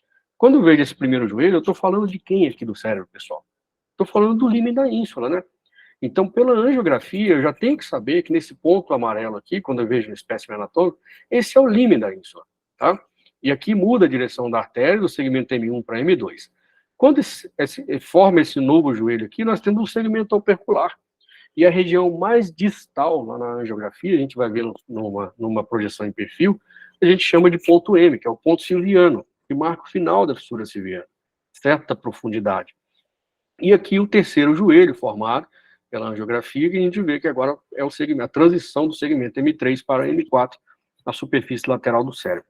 Vejam bem, essas correlações importantes. Como que a gente pode, através da angiografia, nos orientarmos para a localização exata e precisa dos aneurismas desses segmentos da artéria cerebral média, e muitas vezes personalizar uma craniotomia, um acesso cirúrgico, para a localização exata desse aneurisma, só com referências anatômicas, tá? Que a gente acabou de revisar. Por exemplo, aqui, a gente vê que mudou de direção de M1 para M2. Em que momento, em que lugar nós estamos? No límen da ínsula, tá? Aonde essa arteriografia está apontando no espécime anatômico? Nesse ponto, esse é o límen da ínsula. Agora, percebam que interessante, o límen da ínsula, se eu soltar essa espátula que está abaixo do número 4 aqui, e o lobo frontal cair para sua posição original, né? Esses giros aqui vão ficar, então, acobertando a ínsula. Mas vejam, se eu olhar para cima, qual estrutura está logo acima do límen da ínsula? A pars triangulares do giro frontal inferior. Então, a pars triangulares, ela é a estrutura anatômica da superfície cerebral, que é a primeira coisa que eu vou ver quando eu fizer a exposição do cérebro. A pars triangulares, ela é facilmente identificável, né? Logo na profundidade da pars triangulares, na ponta da pars triangulares, o que eu vou encontrar? O límen da ínsula, que é a transição do M1 para M2, perfeito? Então, essa parte triangular que eu marquei em verde aqui, percebam aqui na angiografia. Então, na angiografia, eu sei aonde está a parte triangular da superfície cerebral, certo, pessoal? Então, eu preciso só lembrar esses detalhes anatômicos para vocês, porque, dependendo da localização do aneurisma, a parte triangular ela vai ser uma referência extremamente importante e a gente vai focar, né, na localização desse aneurisma sem muita dificuldade na microcirurgia, tá? Só lembrando um último detalhe aqui da correlação angiográfica em relação à artéria cerebral média, que a gente consegue observar todos os sulcos circulares, todos os sulcos limitantes da ínsula aqui pela angiografia. Percebam que no espécime anatômico, as setas brancas, aqui as setas vermelhas, isso significa o quê? O sulco limitante anterior. As setas roxas, o sulco limitante superior, né? E aqui o ponto M, que é o ponto silviano, que é o final da fissura silviana, certo? E o sulco limitante inferior, pelas setas verdes aqui. Tudo pela angiografia, formando, então, o triângulo silviano, que é o que a gente vê, a representação angiográfica de toda a estrutura insular e seus ramos que estão lá dentro dessa estrutura, tá? Então, nós revisamos os pontos mais importantes relacionados à estrutura arterial da artéria cerebral média. Quando a gente vai fazer uma cirurgia, a gente vai ver que existe um padrão de drenagem venosa desse cérebro, né? Esse cérebro ele pode drenar anteriormente, predominantemente, por uma veia silviana superficial, ele pode drenar predominantemente para o seio sagital superior através da veia de Trolar, ele pode drenar para o seio transverso pela veia de Labé, e algumas vezes, na maioria dos casos, a gente vai ver esse complexo anastomótico venoso superficial de drenagem desse cérebro, a gente precisa reconhecer isso, né? No mundo ideal, você gostaria que acontecesse só uma veia única, né, para você identificar aquilo. Muitas vezes a gente vai identificar uma veia silviana superficial duplicada e muitas vezes um padrão plexiforme da veia silviana superficial, o que vai dificultar o nosso primeiro step da microcirurgia, que é o split da fissura silviana, que é o que a gente vai falar logo na sequência. Então, nesse espécime anatômico, pessoal, o que a gente observa aqui? Que as veias que drenam para o seio sagital superior são as mais importantes aqui. A veia silviana é até bem fininha, tá? Então, ela não é a via de drenagem mais importante para essa região. A gente vê aqui as veias inferiores e as superiores bastante importantes. Aqui, predominantemente, a drenagem se dá pela veia de Trolar, né, para o seio sagital superior, e a sua conexão com a veia silviana superficial. Aqui, nessa espécie, marcadamente a veia de Labé, está drenando aqui para o seio transverso, a sua transição com o sigmoide, certo? Então, esses padrões anatômicos, eles podem ser observados na angiografia e você entrar no seu primeiro step da microcirurgia já preparado para encontrar com esse padrão venoso de drenagem. Ok? Então, dito isso, agora nós estamos preparados para começar a nossa microcirurgia e nós queremos começar a microcirurgia classicamente pela abertura da fissura silviana. Né? E a gente vê que o melhor ponto para iniciar isso é lá na ponta da pars triangulares, que é onde existe um bolsão de aracnoide mais fácil de ser dissecado. E percebam esse detalhe aqui dessa figura, né? As veias tributárias da veia silviana superficial, nós estamos desconectando essas veias aqui, no lado do lobo frontal. Por que isso, pessoal? Qual é o motivo principal disso daqui? Por que não o lobo temporal? Né? Primeiro que nós vamos afastar e trabalhar o afastamento mais do lobo frontal, certo?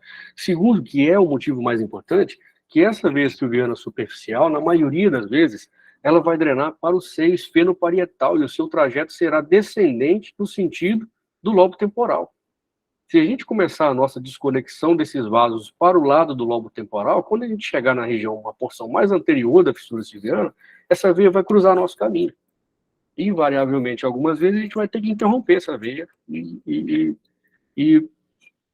tirar essa veia do nosso caminho. Então, esse é o motivo mais importante pelo qual a gente disseca as tributárias superficiais da veia silviana superficial para o lado do lobo temporal, tá certo?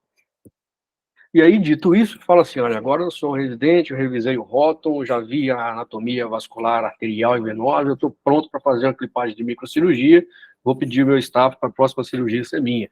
E aí, o residente começa a dissecção da fissura silviana, mas nem tudo são flores em todos os momentos, certo? A fissura silviana pode se apresentar de forma muito dramática para o microcirurgião em alguns momentos.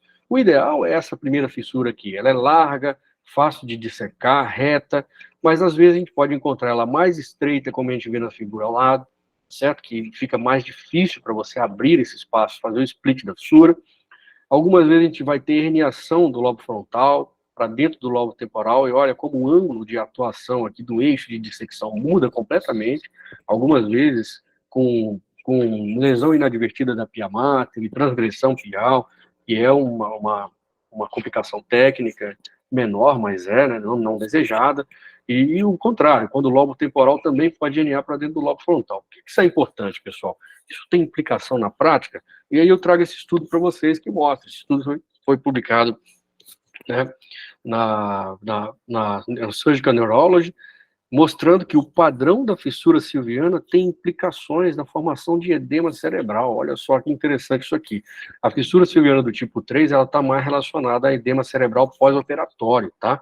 Justamente pela sua dificuldade de dissecção, maior suscetibilidade a transgressões à técnica operatória.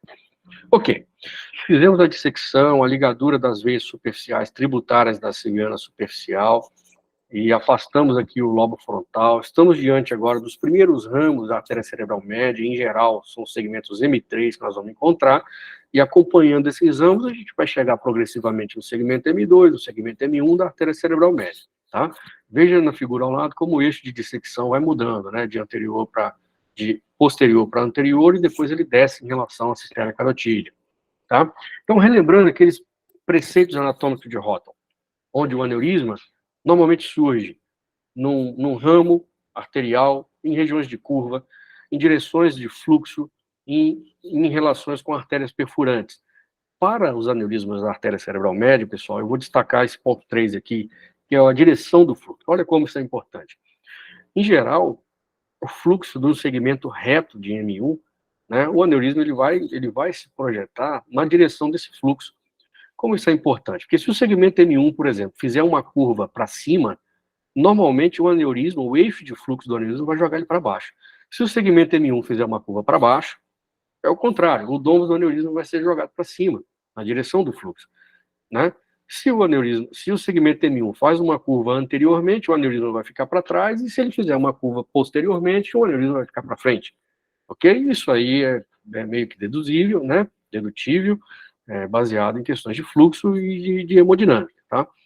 Então, esse é um dos preceitos anatômicos de Roth que é muito importante para a gente lembrar, tá? Porque dependendo do padrão de curvatura do segmento M1 que você vê na angiografia, você já vai ter uma noção de onde esse aneurisma pode estar aderido, de onde o domo desse aneurisma pode estar aderido no lobo frontal, no lobo temporal, tá certo? Dependendo da direção do fluxo que esse segmento M1 pode fornecer para o aneurisma, ok?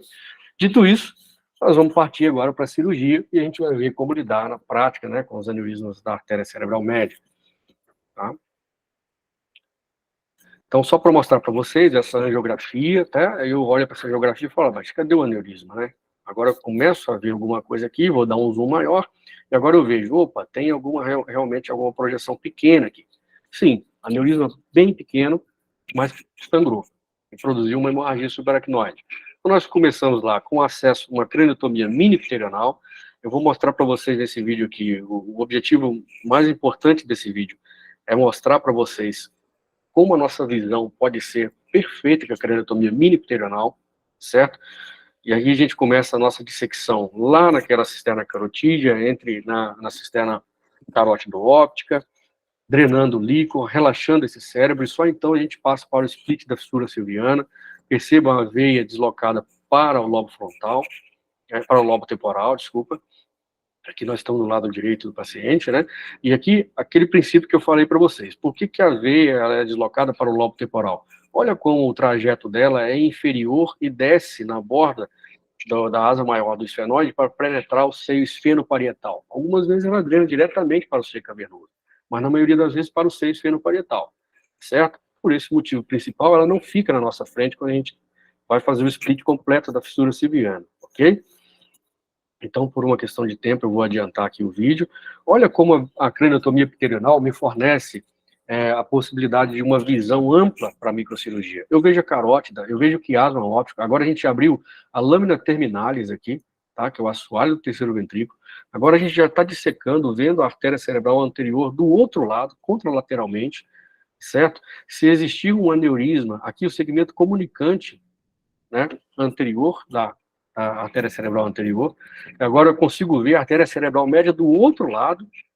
Olha só como que o acesso à craniotomia minipterional, ela não me impede de ter uma visão microcirúrgica ideal para a maioria dos casos de aneurismas da circulação anterior, certo?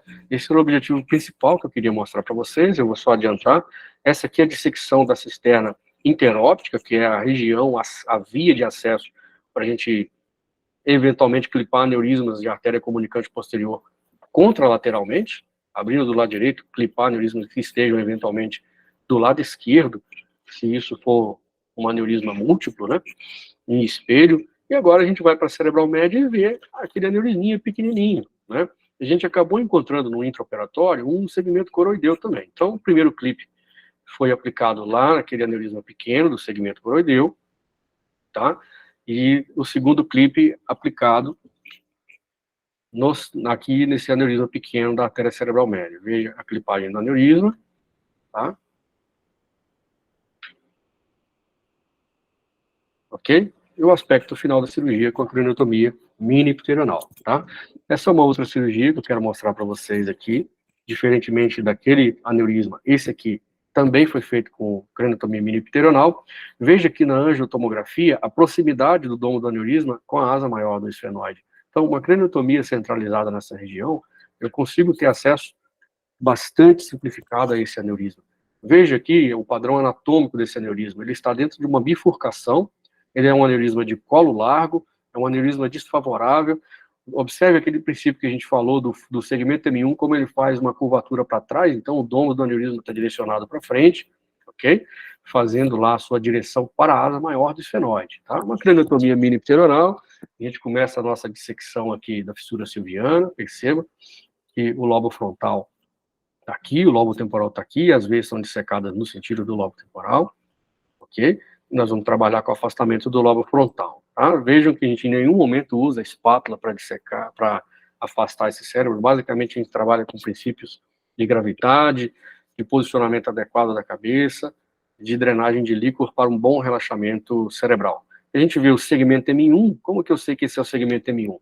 Pelos ramos perfurantes que saem dele. Então, esse é o segmento M1, e logo aqui a gente vai ver a bifurcação naqueles dois ramos, e o aneurisma no centro dessa bifurcação, ok?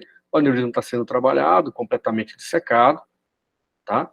E agora, por um motivo de tempo, a gente já está bem atrasado, é a clipagem primária desse aneurisma, com a patência dos dois vasos que a gente viu. Veja, eu vou só relembrar aqui para vocês depois daquela imagem, e agora a angiografia intraoperatória com fluoresceína, a gente vê os ramos, né, os ramos portadores desse aneurisma com fluxo preservado, o aneurisma completamente clipado. Agora, veja essa imagem, essa geografia. Esse é um segmento M1 curto. Como que eu sei que é M1 e se a bifurcação está aqui? Porque ele não mudou de direção. Ele vai mudar de direção só aqui, onde a gente está, a nível do límen da ínsula. Então, aqui, daqui para frente, é o segmento M2. E aqui, é o segmento M1, tem um ramo, um tronco inferior precoce, produzindo um segmento M1 bem curtinho. Então, esse aneurisma, ele vai estar lá próximo da bifurcação da carótida. Tá certo? Veja numa outra perspectiva, numa projeção oblíqua, o padrão desse aneurisma. Primeiro, um aneurisma de colo muito largo, com uma relação dômus-colo bastante desfavorável para a compactação de córnea aqui dentro. Se eu fosse tratar esse aneurisma via endovascular, teria que colocar um stent aqui para manter essa mola estável, e a gente vai ver no final qual é a importância que isso tem, certo? Então, só adiantando, para a gente focar em partir já para a parte final da aula, o split da fissura silviana completo, certo?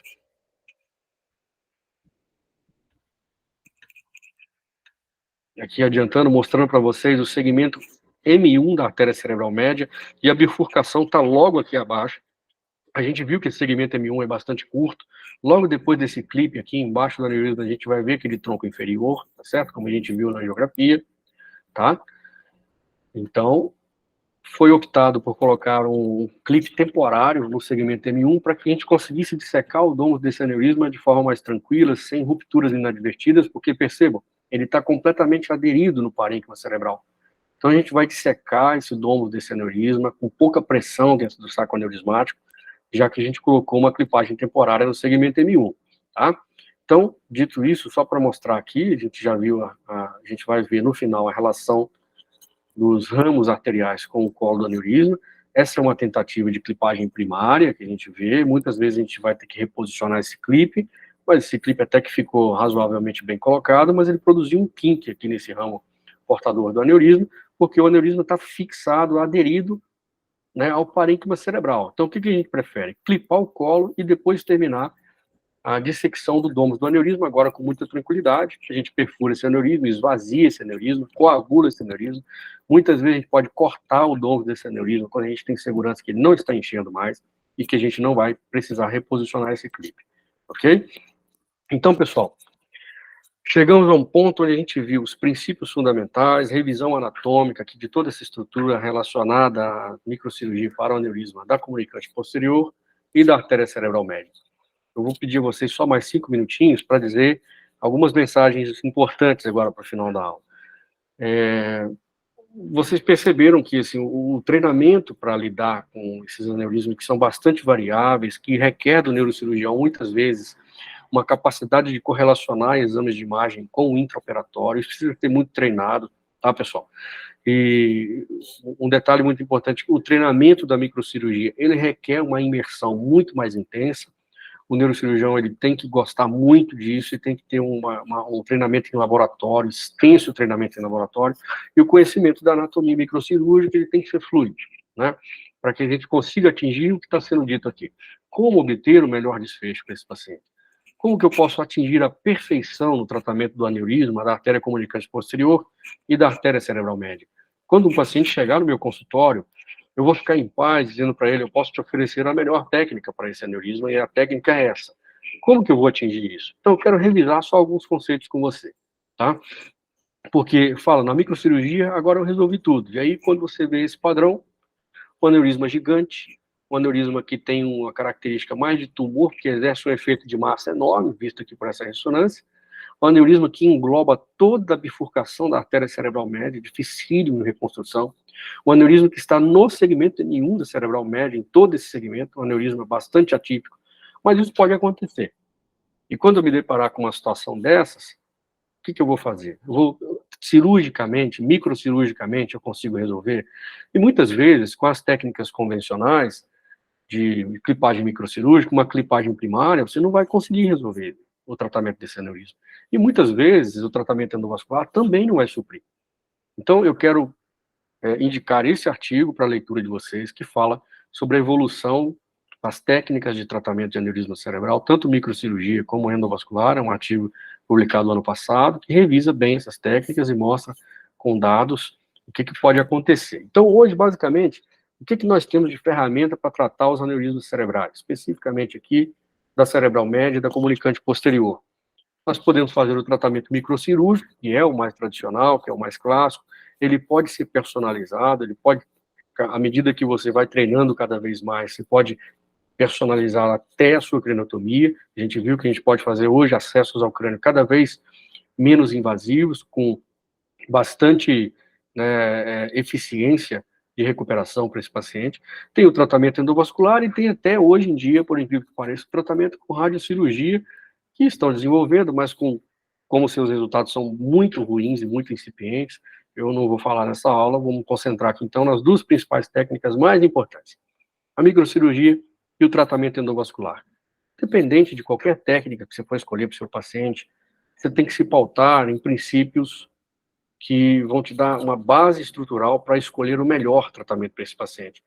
Então, esses princípios são esses. Você tem que ter uma exclusão da circulação, você tem que excluir esse aneurisma da circulação completamente, você tem que manter a patência do vaso portador desse aneurisma, ou seja, você clipar o aneurisma, o vaso que está na artéria cerebral média, ela não pode ser interrompida, por exemplo, né? Os ramos perfurantes precisam ser liberados da clipagem, do tratamento desse aneurisma. Você não pode ocluir ramos perfurantes, tá? Na maioria das vezes, num paciente que está intacto neurologicamente. Quando o paciente chega para você, você vai fazer, com um aneurisma incidental, você vai oferecer para ele um tratamento preventivo de uma doença, que é a ruptura de um aneurisma. É inaceitável que esse paciente tenha um ramo perfurante obliterado por uma técnica operatória, certo? A melhor técnica é aquela que vai oferecer a menor morbidade e a menor mortalidade. Isso é bastante intuitivo, mas a técnica que tem a estabilidade a longo prazo, que eu tenha certeza de que eu operei esse paciente preventivamente para evitar uma hemorragia subaracnoide, por exemplo, que ele adoeça por essa doença terrível, que mata 50% dos casos que rompem, né? Então, ele tem que ter, eu tenho que ter segurança para informar para esse paciente que eu curei esse paciente com essa técnica, na maioria dos casos.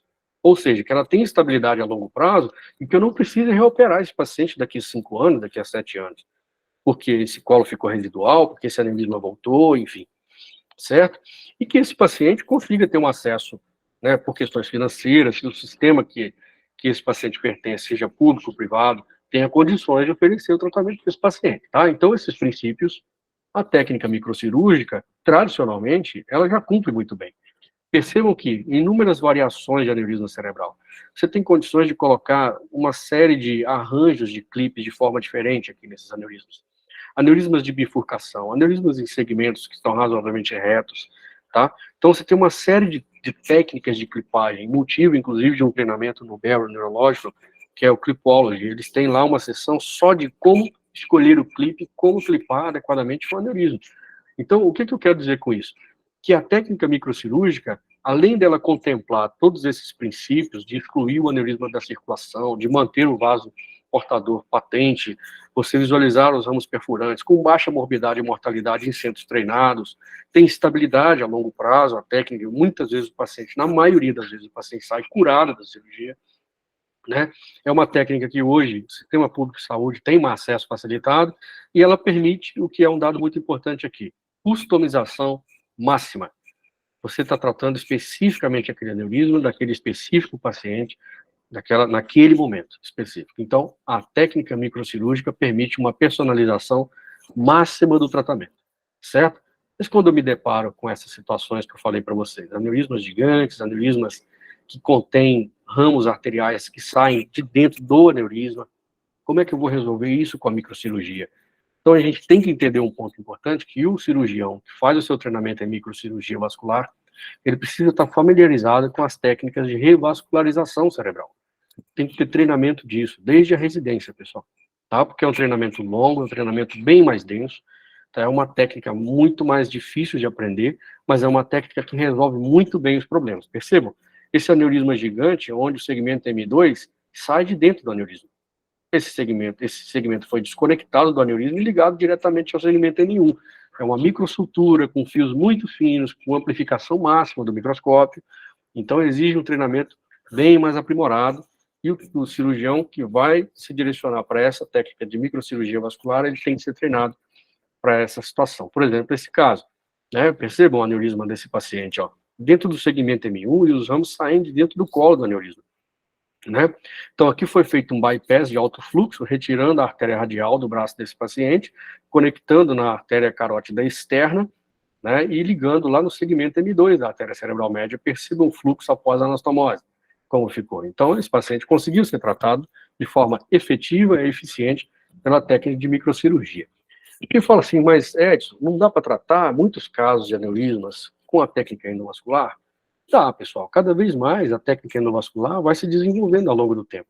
A gente viu que num primeiro momento, lá no início da técnica endovascular, a gente tinha basicamente a embolização com cóleo.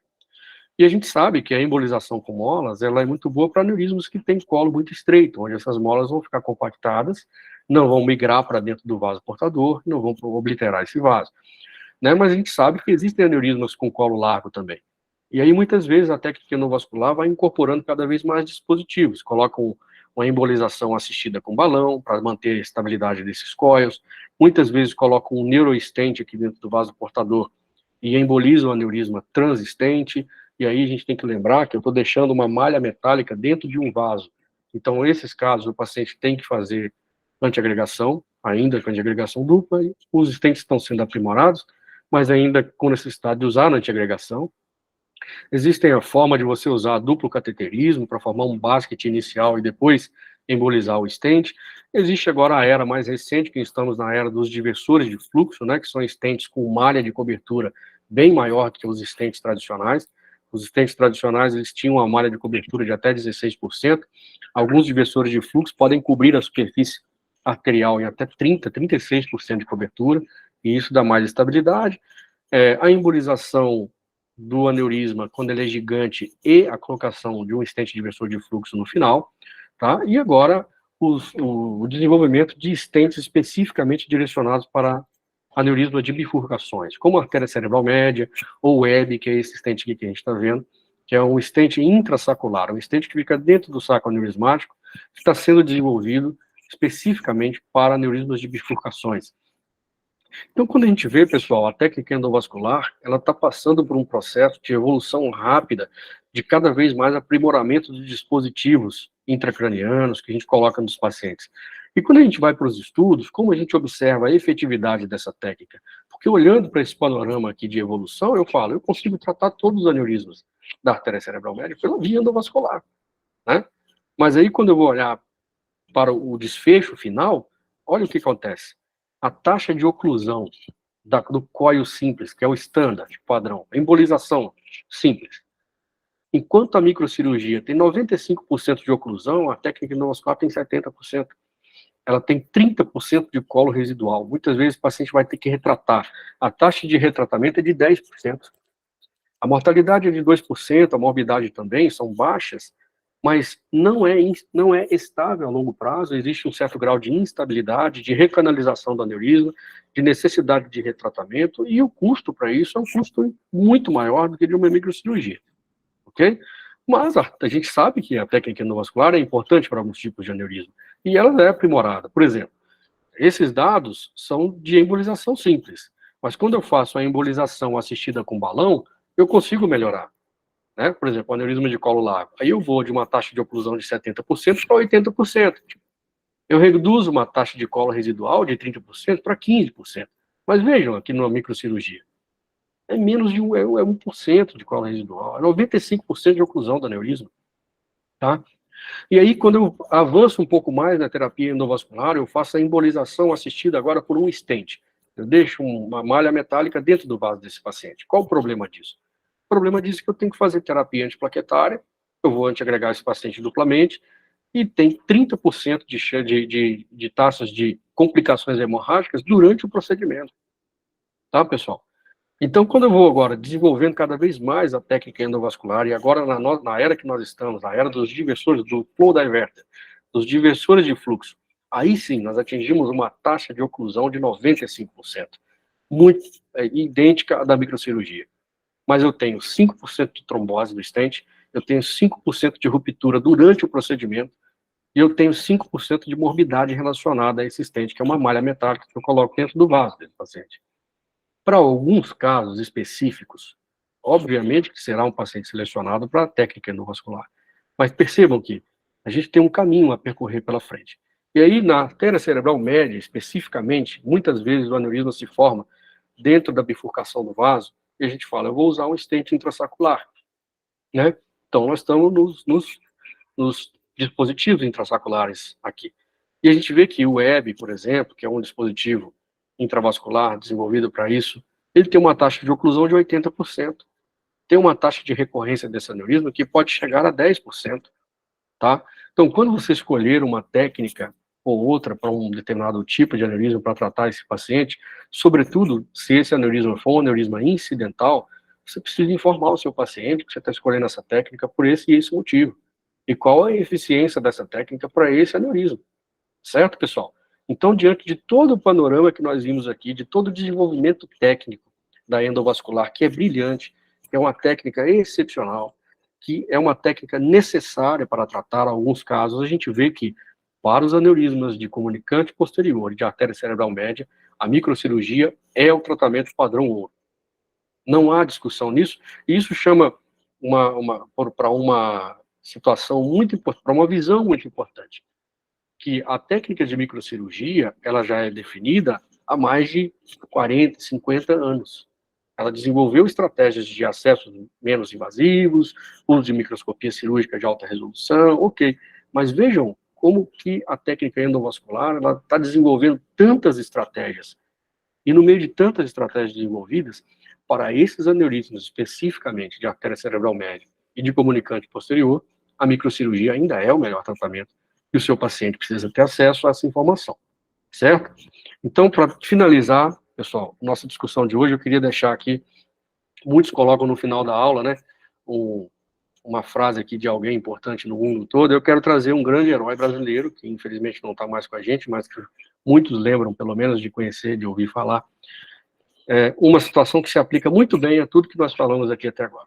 Como que a gente quer atingir a perfeição no nosso tratamento? Como que a gente quer a performance máxima quando a gente vai escolher uma técnica operatória? Então, para finalizar, eu deixo essa mensagem para vocês aí.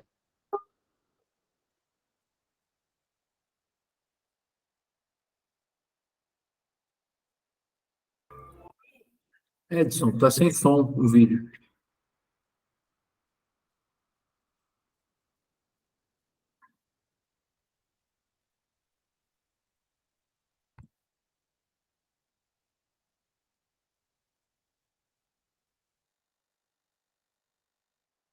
Ok, pessoal? Então, fica aí, que a gente tenha disciplina, dedicação, paixão pelo que a gente está fazendo, que isso vai levar a gente nos caminhos, nos melhores caminhos aí para tratar o nosso paciente. Quero agradecer a paciência de vocês aí, que me suportou aí por esse tempo.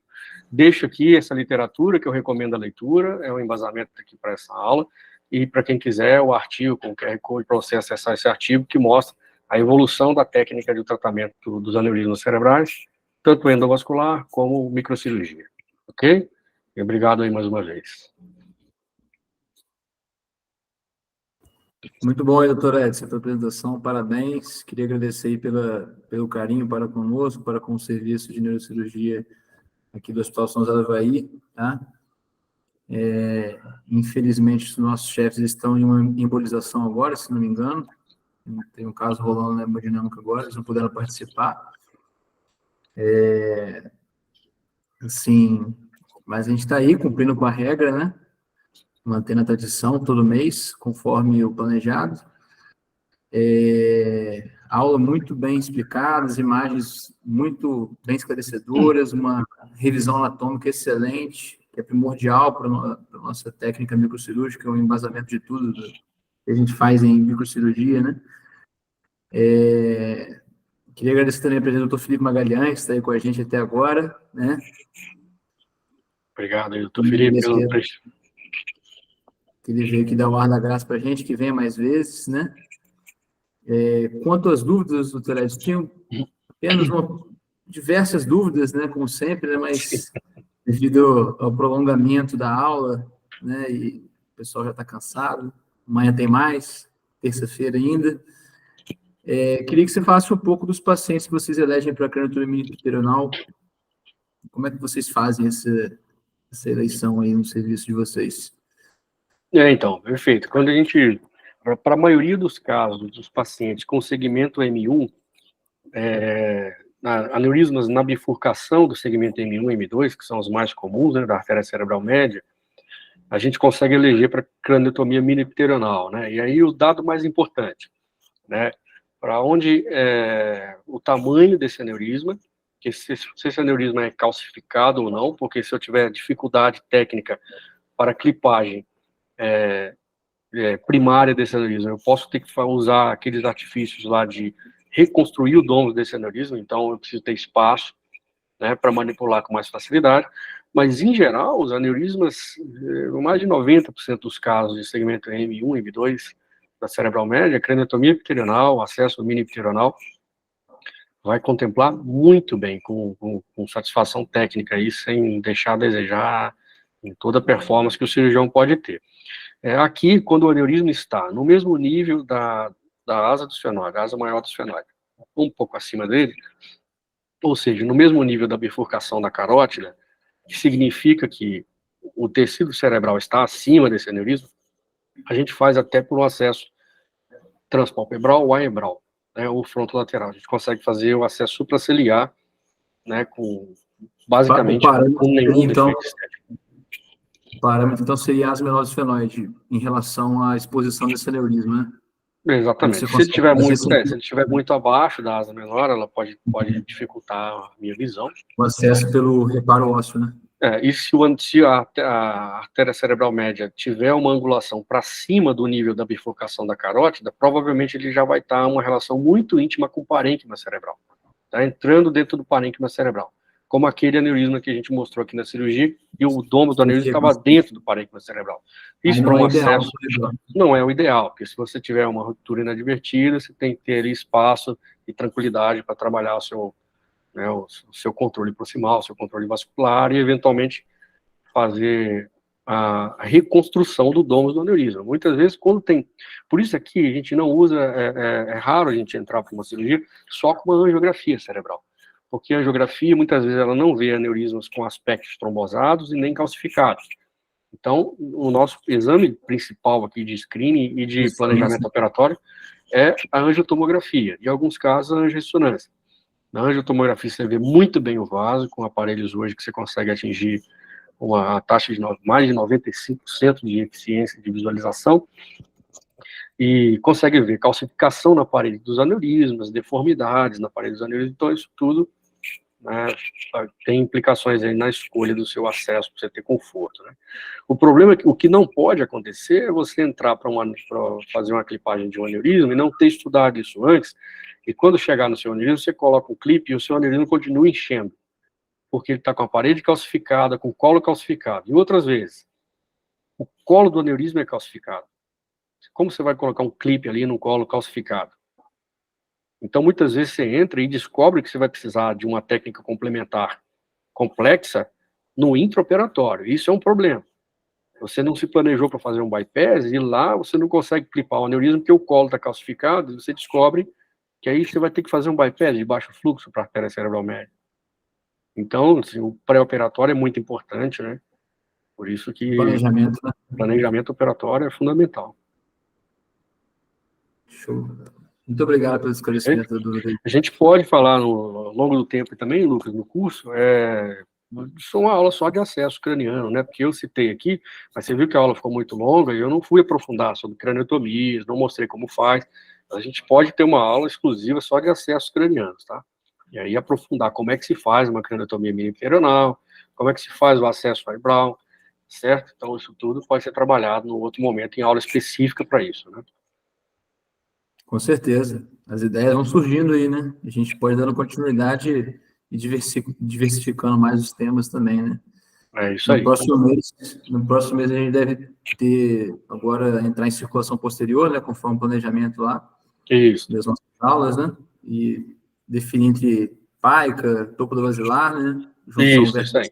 Todos são convidados aí. A gente vai ter uma brilhante aula aí do Dr. Rafael, né, que vai falar sobre esse tema. Tem muita experiência com isso. Queria saber se mais alguém aí do público tem alguma dúvida para o Dr. Edson esclarecer. Senão vou interromper aqui a sessão. Infelizmente, né, a gente poderia ficar discutindo mais tempo, mas está ficando tarde, né, pessoal? É isso aí. Alguém mais tem dúvida aí, pessoal? Boa noite, professor. Tudo bem? Boa noite, João. Tudo bem. Gostaria de perguntar sobre a questão que o senhor falou sobre os aneurismos, que tinham o supratentorial, o infratentorial e o bilobulado, correto? Sim, correto. Em relação ao bilobulado, existe alguma preferência por tratamento, assim, com a clipagem ou a embolização, em alguma situação em que uma seria preferível em relação à outra? Sim. Se você consegue identificar que o colo desse aneurisma, além não pela bilobulação em si, né? Porque, em tese, a bilobulação do aneurisma, ela é uma dificuldade técnica até para embolização. Para você colocar coils em aneurismas que tem várias lobulações, é mais difícil. Você tem que escolher coils que fazem toda essa performance biomecânica para dentro do saco aneurismático, né?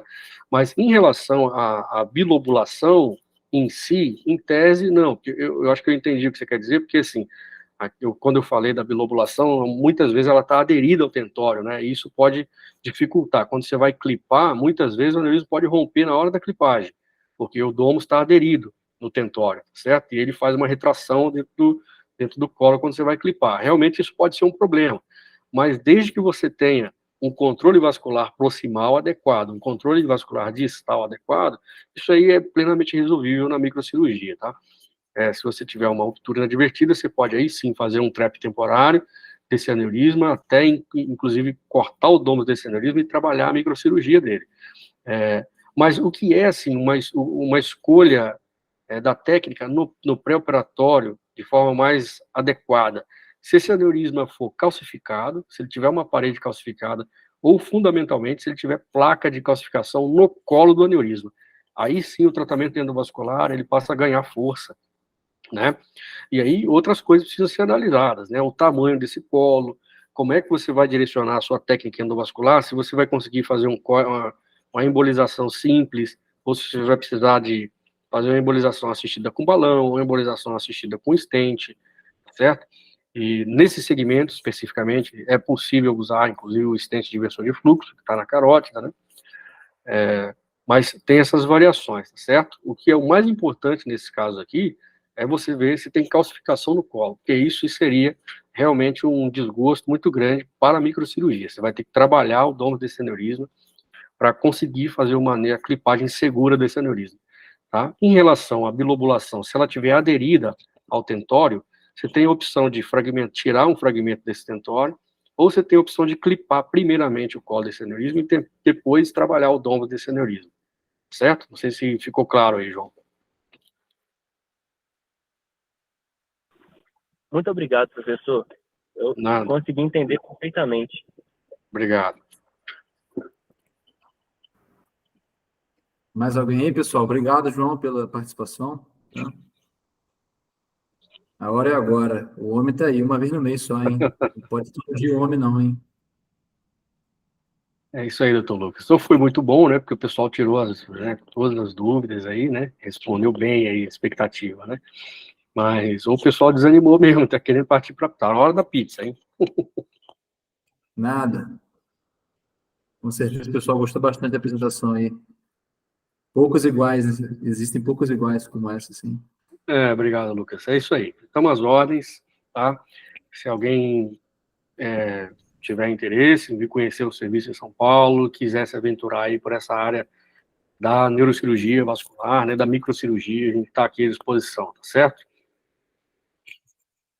Show de bola. Muito obrigado, doutor Edson. Obrigado a todos aí presentes nessa nossa sessão, tá? Mês que vem tem mais. Doutor Rafael, também chefe do serviço lá que o doutor Edson compõe, tá?